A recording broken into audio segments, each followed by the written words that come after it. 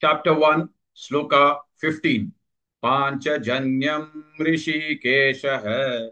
Panchajanyam Rishikeshah.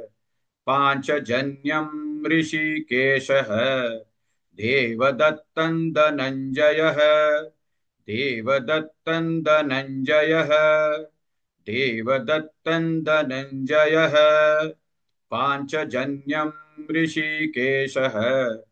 देवदत्तं धनञ्जयः पाञ्चजन्यं ऋषिकेशः देवदत्तं धनञ्जयः पाञ्चजन्यं ऋषिकेशः देवदत्तं धनञ्जयः पाञ्चजन्यं ऋषिकेशः देवदत्तं धनञ्जयः पाञ्चजन्यं ऋषिकेशः देवदत्तं धनञ्जयः पौण्ड्रं दद्मौ महाशङ्खं पौण्ड्रं दद्मौ महाशङ्खं पौण्ड्रं दद्मौ महाशङ्खं भीमकर्मावृकोदरः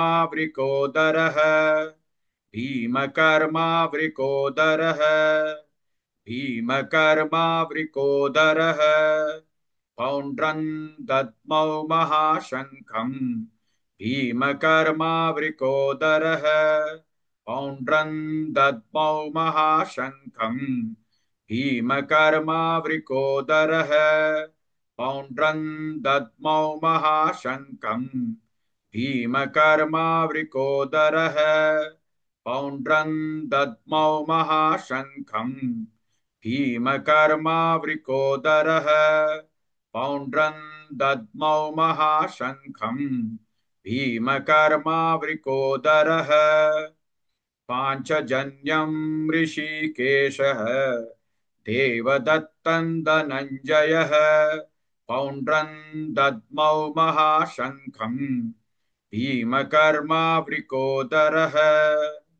Please like and share this video because you could be instrumental in helping someone around the world recite the Srimad Bhagavad Gita, thereby helping them to have a life of unending opulence, victory and prosperity. This is mentioned in chapter 18, Sloka 78.